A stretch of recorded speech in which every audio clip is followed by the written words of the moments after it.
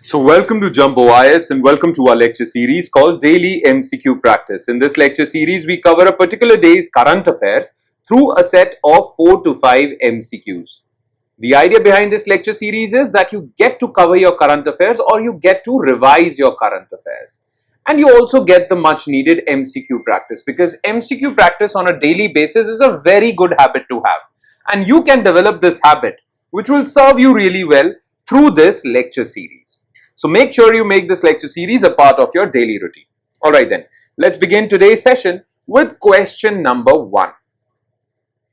Consider the following statements regarding foreign direct investment. It is a form of non-debt creating capital flow with the purpose of acquiring business or assets located in another country. It is short-term and involves passive investment in financial markets like stocks.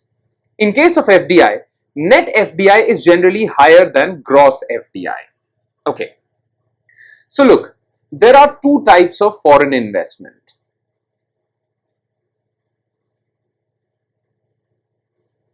One is called foreign direct investment and the other is called foreign portfolio investment, or sometimes also referred to as foreign institutional investment. Now, foreign direct investment is a long-term investment in which a foreign investor is basically investing in the business assets of another country. So let's suppose tomorrow Apple decides to buy 10% stake in or 20% stake in, let's suppose, Reliance. Okay, this money that Apple is bringing to buy 20% stake in Reliance would be categorized as FDI. So FDI is basically a form of foreign investment which is long term and which is done. This investment is done to buy business operations, business assets. Basically, Apple is bringing this money to do business in India. Okay. Now, it is not a form of loan. Okay. It is a form of investment. Well, basically, this form of investment is non-debt creating. Okay. They are not giving a debt to Reliance. They are basically buying up Reliance. So, first statement is correct. Now, FDI is long term. FDI is short term. And foreign portfolio investment is kind of investment in the stock market, bond market, financial market. You invest in Bombay Stock Exchange today and you get out of Bombay Stock Exchange tomorrow. You sell your shares and you get out. So if you're trading in stock market or if you're investing in stock market, that would be FPI. So FDI is not short term, it is long term and it is active investment in not financial markets. It is basically buying up business assets. Now, there is a thing called gross FDI and net FDI. Look, what is net FDI? Gross FDI is basically the amount of money in the form of FDI that is coming to India. But there are also Indian investors who are investing abroad. So that is basically a form of outflow of money, right? So when Indian investors, domestic investors invest abroad, that plus when the older foreign direct investors are taking their money out, that is also subtracted from the inflow. This is what net FDI is. Now definitely net FDI would be lesser than gross FDI, right? So this is also false. The answer is A. Question number 2. Which of the following is correct regarding sodium-ion batteries? As compared to lithium-ion batteries, these have higher charge cycles and longer life. Sodium-ion batteries are more flexible than lithium-ion and can be turned into various shapes. Sodium is way more abundant than lithium and can be extracted at a lower cost. Sodium-ion batteries are safer than lithium-ion batteries. Now look, slowly and gradually we are transitioning towards electric vehicles. For that we need batteries. We are also transitioning to solar and wind energy. But the problem with solar and wind energy is that it is transient. Okay, solar energy can only be produced when the sun is shining bright and high in the sky. Okay, when it is night time or when it is cloudy, you cannot produce solar energy. So when the sun is shining and you produce surplus solar energy, you store it in batteries so that during night time you can use these batteries to power yourself. Okay, so for solar and wind energy also you need batteries. So battery requirement has increased considerably. And the best possible batteries that are available are lithium-ion batteries. But the problem with lithium-ion batteries is that, well, China has significant control over them. Okay, China has significant control over lithium refining capacity. China has manufacturing capacity. So anyone who wants lithium-ion batteries has to depend somehow, to some extent, on China. And people all over the world, including India, they don't want that. That is why we are looking for alternatives. Okay, and one alternative that has emerged is sodium-ion batteries. The plus point of sodium-ion batteries is that lithium is very rare. It is found only in selected places on Earth. But sodium is available everywhere.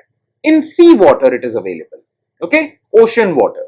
So sodium is way more abundant than lithium and can be extracted at lower cost. This is one advantage of sodium-ion batteries.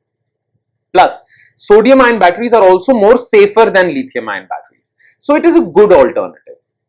But if it is a good alternative, then why isn't the world completely shifting to sodium-ion batteries and abandoning lithium-ion batteries?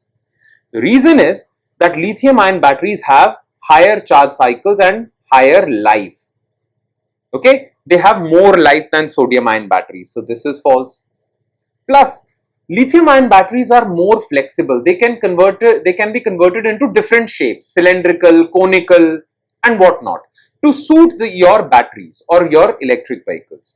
That is not the case with sodium-ion batteries. Okay, lithium-ion is more flexible, not sodium-ion.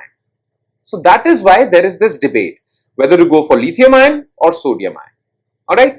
Now, as far as this question is concerned, only 3 and 4 are correct. So the answer is B. Question number 3. Consider the following statements regarding Boko Haram. It is a militant Islamist organization that operates out of Southeast Asia. Its aim is to rid the region of Western influence and bring in Sharia law. It was formed in 2002 and started its violent terrorist activities in 2009. Okay. Now, Boko Haram is basically a terrorist organization. Okay. The name Boko Haram literally translates that Western education or Western books are haram or are prohibited. Okay. So the aim of this terrorist organization is to rid the region of Western influence and bring in Sharia law, Islamist law. Clear? Now, this statement is correct. It was definitely formed in 2002 as a movement, but it started its terrorist activities in 2009. In fact, in 2015, it pledged allegiance to ISIS, the most renowned terrorist organization. Now, Boko Haram basically operates out of northeast Nigeria.